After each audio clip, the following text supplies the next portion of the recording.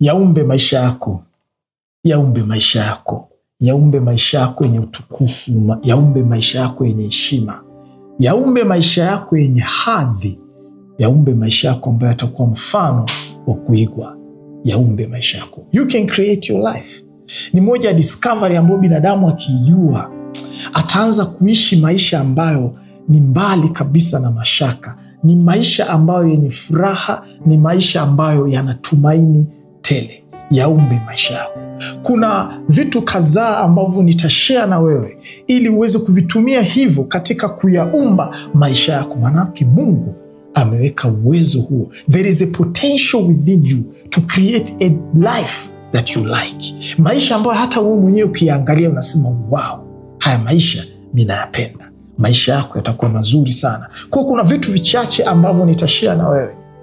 Kuna hatua ya kwanza kabisa ya uumbaji wa maisha yako unayotakiwa uifanye. Hatua ya kwanza tunasema kwamba determine your goal and clarify it. Yani weka malengo ambayo utakayoyatimiza, na hayo malengo yaweke waziwazi, yani with a clear picture. Hakikisha ni maisha ambayo wewe mwenyewe unayaona, ni maisha ambayo wewe mwenyewe unayapenda. Yaweke hayo katika fikra yako, kwa sababu kwenye akili yako ndiko uwezo wa uumbaji wa maisha yako unakoanzia. Tumia akili yako katika kuumba maisha unayoyataka. Mungu amekupa akili. Mungu amekupa akili ya kuyaumba maisha yako.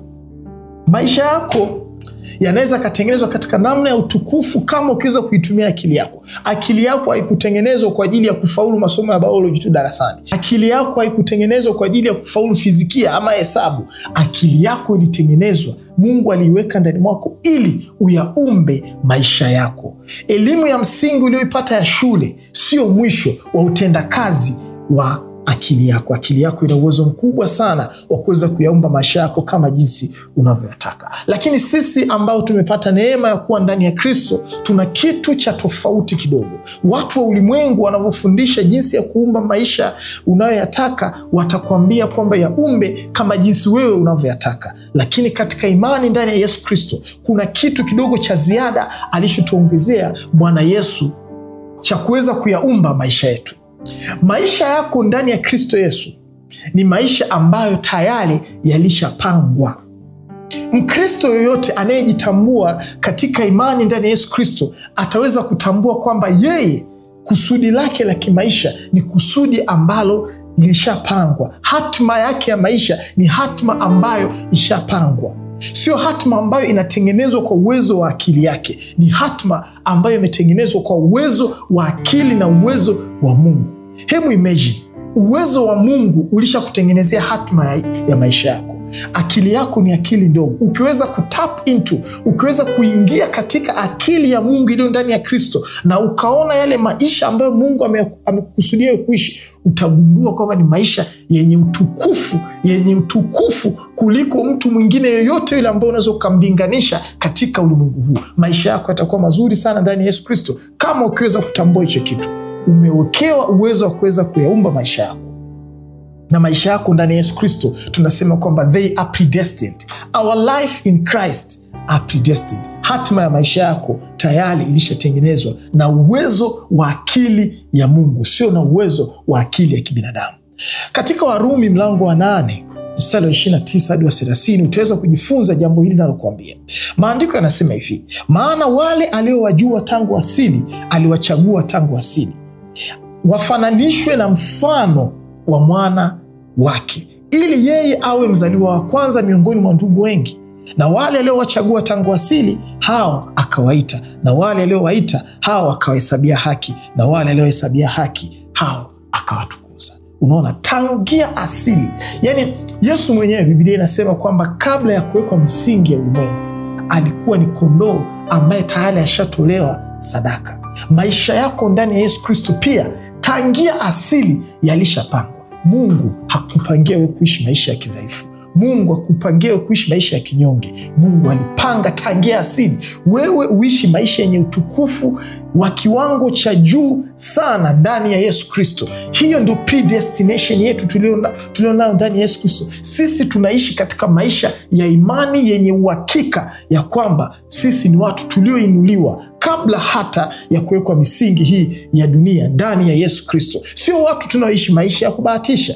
Hapana, Biblia inasema kwamba tangia asili alishatuchagua, tangia asili alishatujua ili tufananishwe na mfano wa mwana wake. Hebu imagine mfano wa mwana wake ambaye ni Yesu Kristo.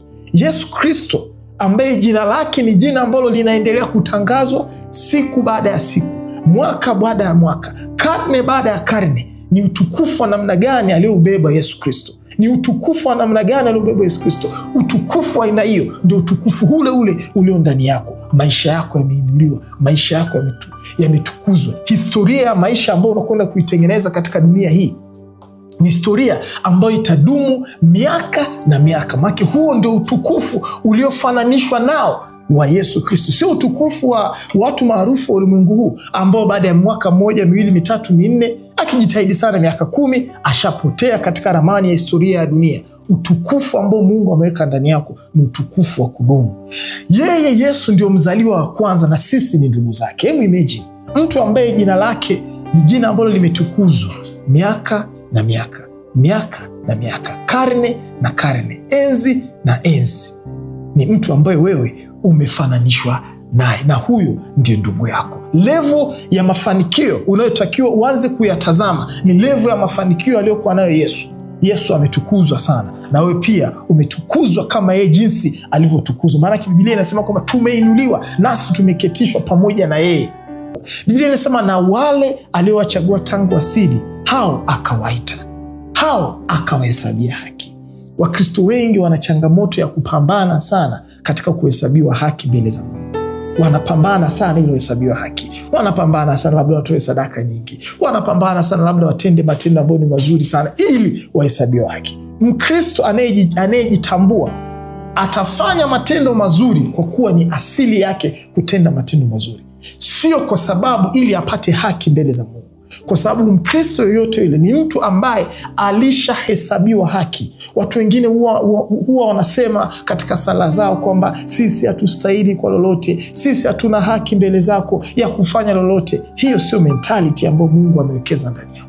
Hiyo sio mentality. Hiyo ni hofu ambayo shetani ameweka ndani yako ya kukufanya wewe ujione kama ni mtu usiyefaa. Wewe ni mtu uliyehesabiwa haki. Wewe ni mwenye haki na Mungu amependezwa na wewe akakuhesabia haki. Na Biblia inasema hao akawatukuza. Mungu alishakutukuza. Elewa hicho kitu. Maisha ya Kikristo ya predestination yake ni hatima ya maisha yako ni maisha yenye utukufu.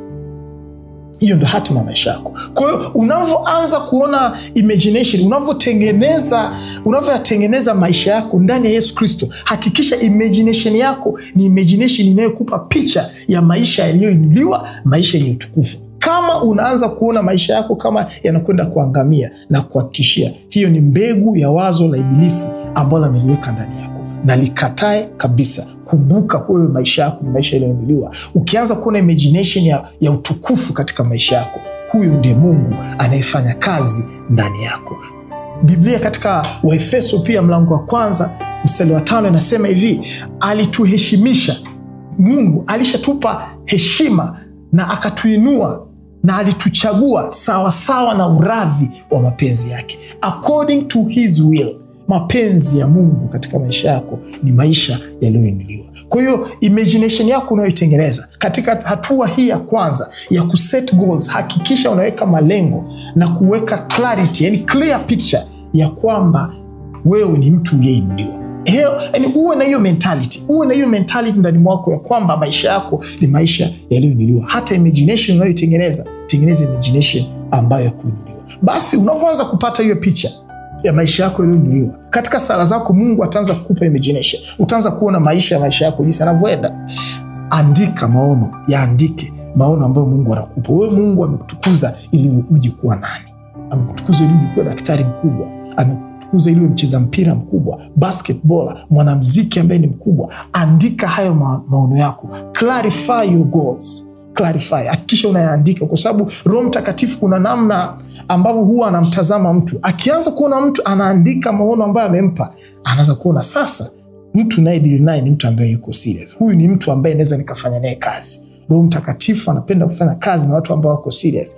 Clarify your goals. Write them down. Andika maono yako kabisa. Na hayo maono ambayo utayaandika, yaweke katika imagination with sight. Yani yaweke katika namna ambayo unaweza ukaona. Kama ni mchoraji unaweza ukajichora kabisa. Kama ni mtu ambaye kuna kitu Mungu amekusudia uje ukifanye ambacho na wengine wanakifanya, watazame wale waliotangulia mbele yako. With sight, develop that mental faculties, kwamba kuna watu kumbe kuna watu wanafanya kitu ninachokifanya mimi, na wewe waangalie. Lakini kumbuka, unavyoangalia wale, usiondoe identity yako. Kuna namna ya tofauti ambayo Mungu amekuinua wewe kuweza kuyafanya mabadiliko katika dunia hii. With sight haimaanishi kwamba ujiondoe wewe. Kuna namna ambavyo na wewe unatakiwa ujione, kuna namna ambavyo na wewe unatakiwa ujione wa tofauti katikati ya watu wanaoishi na kufanya kitu hicho ambacho Mungu amekifanya, amekuwezesha uweze kukifanya. Kitu kingine pia, put your vision into motion. Hakikisha hayo maono ambayo Mungu ameyaweka ndani yako, hakikisha hayo maono unayaweka katika utendaji kazi. Anza kufanya vitu vidogo vidogo ambavyo vinaendana kabisa na maono yako. And associate yourself with positive emotion. Yani emotions zako hakikisha zinakuwa positive kuhusiana na lile kusudi ambalo Mungu ameliweka ndani mwako. Hivyo ndio namna ambavyo unavyo create your own life. Create your life. Unayaumba maisha yako pia kwa kutumia hisia zako. Sio mawazo yako tu, sio vitendo vyako tu. Hisia zako inabidi ziambatane na vitendo vyako. Furahia kile kitu unachokifanya. Kuna wakati kweli unaweza kupitia changamoto, lakini kumbuka, furaha ya Bwana, furaha ya rohoni mwako ndio nguvu yako. Furaha ya Bwana ndio nguvu yako. Kumbuka hicho kitu. Usikate tamaa. Furahia kile kitu unachokifanya. Furahia hicho kitu kinachokifanya. Na pia jifunze kuyaweka malengo yako kwako wewe mwenyewe. Keep your goal to yourself. Usiwe ni mtu ambaye ni mwepesi wa kutangaza ukuu ambao Mungu atakuja kukuinua. Angalia mfano wa Yusufu. Yusufu alivyopata maono katika umri wake mdogo, akaanza kuwatambia ndugu zake. Tunaona ndugu zake kitu walichokifanya. Ndugu zake Yusufu walichokifanya, wakaanza kumfanyia fitna.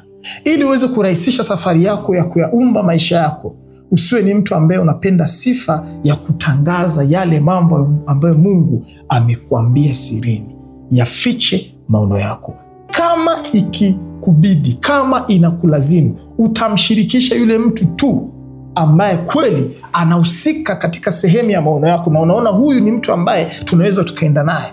Huyo ndio utakayemshirikisha. Lakini usiwe ni mtu ambaye wa kutangaza ovyo, kwa sababu watu sio wote watakao kuelewa. Ndugu zake Yusufu alianza kuona kwamba huyu Yusufu ambaye anasema atakuja kuwa mkubwa ndio huyu dogo, si atatuonea sana huyu. Kama amepewa tu vazi hili na baba tayari anapita hapa kwa malingo, huyu bwana dogo huyu lazima tummalize. Kwa walianza kutengeneza roho ya fitna na kuharibu destiny ya Yusufu. Yumkini Yusufu angeza kufikia hatima ya maisha yake pasipokuwa na changamoto zote zile. Kwa jifunze kuweza kuyatunza maono yako kwako wewe mwenyewe. Hatua ya pili, jambo la pili ambalo unatakiwa ulizingatia unavyoyaumba maisha yako, jifunze kuwa na focus. Channel your attention toward your goal. Focus. Bila focus, ndugu yangu, hauwezi ukafanikiwa vizuri katika maisha yako. Na nitakupitisha katika tafakari 2-3 za kwenye maandiko ambazo zitakusaidia kujenga nguvu ndani mwako ya kuweza kuweka focus katika lile kusudi ambalo Mungu ameliweka. Ukisoma katika Mithali mlango wa 4 mstari 25 hadi 27, Biblia inasema hivi: macho yako yatazame mbele. Yatazame mbele. Inawezekana ukawa kuna vitu ushawahi kuvifanya katika maisha yako ambavyo ukiviangalia ni kama viliharibu destiny ya maisha yako. Mimi nakwambia hayo mambo uliyoyafanya zamani hayajaribu hata kidogo hatima ya maisha yako, wala hana mchango hata kidogo katika kuharibu hatima ya maisha yako. ila jinsi unavyojitazama sasa hivi, jinsi unavyojiona wewe sasa hivi, ndivyo itakavyochangia hatima maisha yako itakavyokuwa. Usitazame nyuma, tazama mbele. Biblia inasema macho yako yatazame mbele na kope zako zitazame mbele yako sawa sawa. Yani kile kitu ambacho Mungu anakuonyesha, ile image impression unayoiona ndani mwako, yani itazame sawa sawa. Hakuna kitu cha nyuma kitakachozuia wewe kutokufanikiwa katika siku zako zijazo. Biblia inasema na kope zako zitazame mbele yako sawa sawa. Ulisawazishe pito la mguu wako. Sawazisha pito la mguu wako. Usikae na kuanza kutegemea kwamba ipo siku Mungu atasawazisha pito la mguu wako. Ngoja nikwambie kitu kimoja. Yesu alisema kwamba mimi ni njia. Yesu hakusema kwamba atakufanyia njia. Kweli kuna nyimbo watu tunaimbaga Mungu atanifanyia njia, lakini kiuhalisia Yesu alisema kwamba yeye ndio njia. Kwa nini Mungu anasema kwamba yeye ni njia? Kwa sababu Mungu anatembea katika imaginatory faculty ya akili yako. Uwezo wako wa kuona picha, hiyo ndio nguvu ya Mungu inayofanya kazi ndani yako, na hiyo ndio njia. Kwa maana ya kwamba hiyo njia unayoiona isawazishe. Biblia inasema isawazishe, sawazisha pito la mguu wako na njia zako zithibitike. Kuhakikisha hizo njia unazoziona ambazo Mungu anakwenda kufanikisha zithibitishe, yani zitendee kazi. Maana huo ndio uwezo Mungu aliyoweka ndani mwako wa kuweza kuumba maisha yako kwa upya. Biblia katika Mithali hiyo inaendelea kusema kwamba usigeuke kwa kuume wala kwa kushoto. Usigeuke kwa kuume wala kwa kushoto. Focus. Channel your attention toward you go. Focus, yani angalia lile kusudi ambalo Mungu ameliweka ndani mwako. Usiangalie kushoto wala usiangalie kulia. Jambo ambalo unakusudia kulifanya katika maisha yako linawezekana. Ondoa mguu wako maovuni. Lugha nyingine huwa tunasema kwamba you are missing a point. Yani Mungu amekwambia, amekupa bunduki ulenge pale, afu wewe unachengesha. Hapo ndo mguu wako unaweka maovuni. Hakikisha kile kitu ambacho Mungu amekiweka, lenga pale pale. Utapiga risasi ya kwanza, labda utaona kwamba mbona kama haijatoboa, imetengeneza tu alama. Rudia tena. Rudia tena. Kwa sababu gani? Mungu amekupa nguvu ya kulifanya jambo hilo tena na tena. Kuna mambo mengine ambayo ni magumu katika maisha yako, lakini risasi ulizonazo ndani mwako zinatosha kabisa kubomoa ukuta ambao uko mbele yako. Zinatosha kabisa. Rudia tena na tena. As long as ndani mwako unathibitika kwamba hili jambo ni Mungu amekusudia, na pia ni jambo ambalo litakuwa lina manufaa kwako na manufaa kwa muendelezo wa afya ya uhai wa mwanadamu, hilo jambo ndugu yangu wewe lifanye bila mashaka ya aina yote. Tunaendelea kutafakari swala la focus. Ukisoma katika Zaburi ya 101 mstari 3 na 4, Biblia inasema sitaweka mbele yangu, mwandishi hapa alikuwa anasema kwamba sitaweka mbele ya macho yangu neno la uovu. Kazi yao waliopotoka na ichukia haitaambatana na mimi. Kwa maana kama kuna watu ambao wanafanya kitu ambacho ni tofauti sana na kitu ambacho Mungu amewekeza ndani mwako, isikupe shida. Kazi yao waliopotoka, ambao kazi ya watu ambao wanafanya kitu tofauti na kile ambacho Mungu amekiwekeza ndani mwako, wewe ichukie tu. Sio lazima ukipende na uanze kuiga kitu ambacho watu wengine wanakifanya. Jiamini katika lile kusudi ambalo Mungu ameliweka. Mtunga Zaburi anaendelea kusema kwamba moyo wa ukaidi utaondoka kwangu, kwamba usifanye kitu ambacho ni kinyume na yale maono ambayo Mungu ameyaweka ndani mwako. Huo ndio ukaidi. Afa anasema kwamba lililo ovu sitalijua. Usiishi maisha ambayo unakuwa kama mtu unayetaka kufanya kila kitu. Hii dunia ina mambo mengi sana. Ina mambo mengi mno. Ukisema kwamba kila kitu kinachopita mbele yako ukijue, utajikuta ni mtu ambaye haufanyi jambo lolote la maana. Haufanyi. Imagine wewe Mungu amekupangia kuwa mwanamuziki. Lakini unaujua mpira zaidi kuliko hata muziki ambao Mungu amekusudia ufanye. Hapo tayari ushafeli ndugu yangu. Kweli kuna vitu vingi tofauti utavijua kidogo kidogo, lakini visio kwamba ndo main subject yako uliyojaza rohoni mwako. Hakikisha kusudi ambalo Mungu ameliweka ndani ya maisha yako ndio kusudi ambalo linajaa ndani mwako. Biblia inasema katika Mithali 29 mstari wa 18 kwamba pasipo maono watu wacha kujizuia. discipline, as long as una maono, discipline yako itakuja tu. Maono yale ukiendelea kuyazingatia, basi utapata discipline. Pasipo maono watu huacha kujizuia. Biblia inasema kwamba bali anaheri mtu yule aishikae sheria. Sheria sio torati peke yake. Watu huwa wanafikiri tunapozungumza sheria ni torati. Sheria sio torati. Sheria ni code of conduct ambayo unayoiweka kwa ajili ya kutimiza kusudi lako. Biblia inasema kwamba Abrahamu aliitii sheria ya Mungu.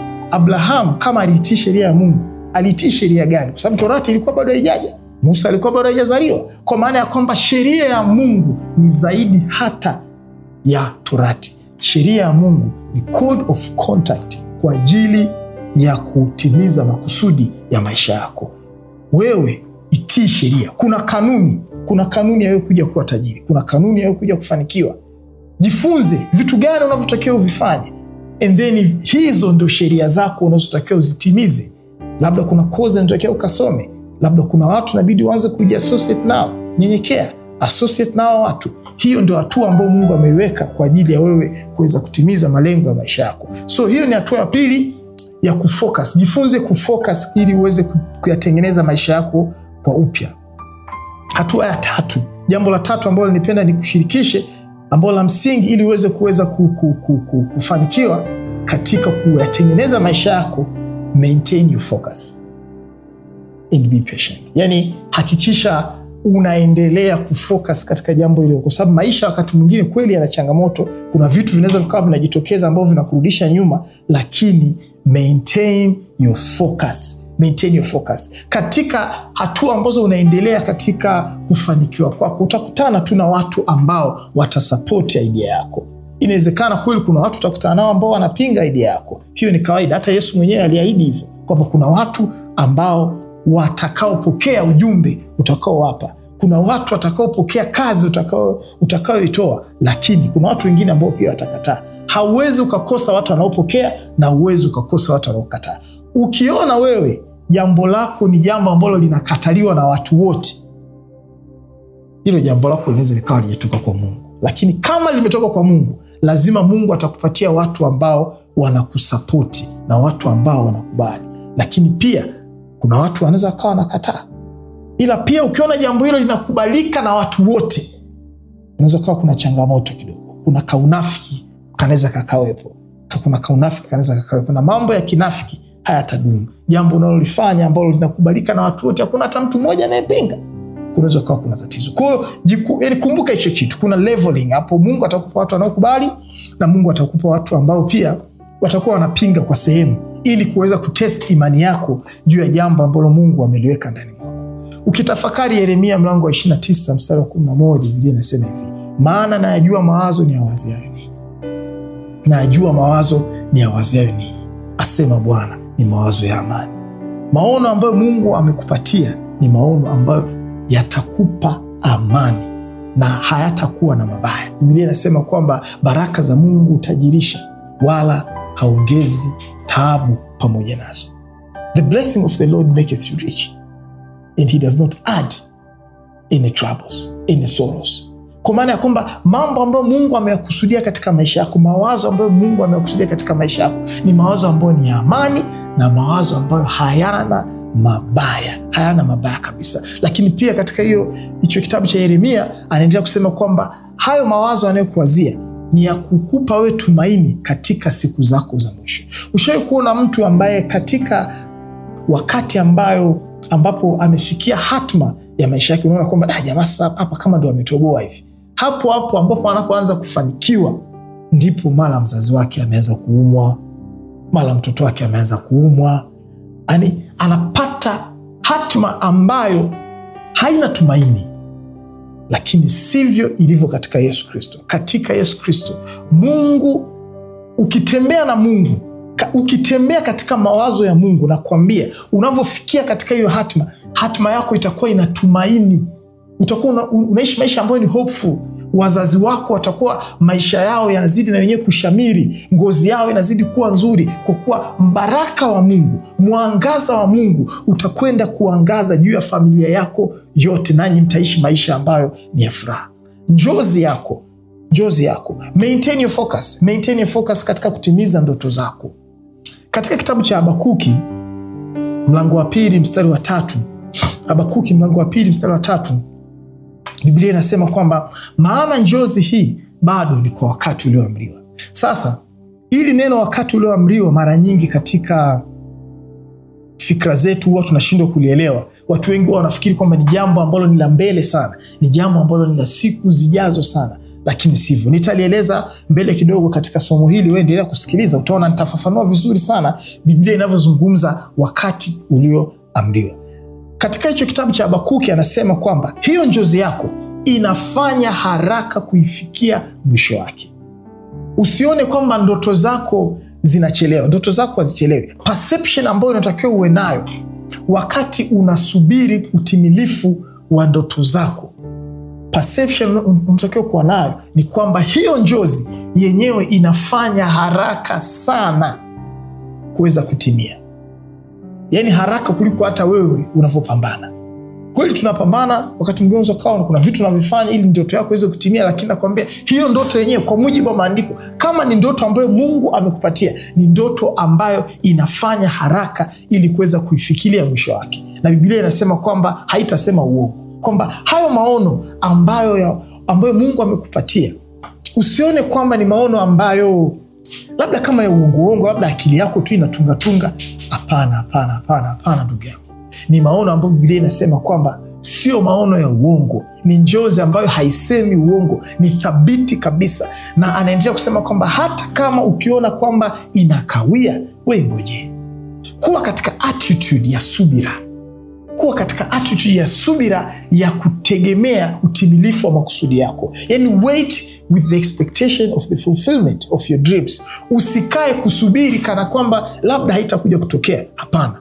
Biblia inasema kwamba hiyo njozi haina budi kuja na wala haitakawia. Hiyo ndo mentality unayotakiwa kuwa nayo ili uweze kumaintain focus. Maana kumaintain focus ndio hatua ya 3 ambayo nimekufafanulia hapo. Ili uweze kumaintain focus pamoja na subira, hiyo ni mentality unayotakiwa uwe nayo.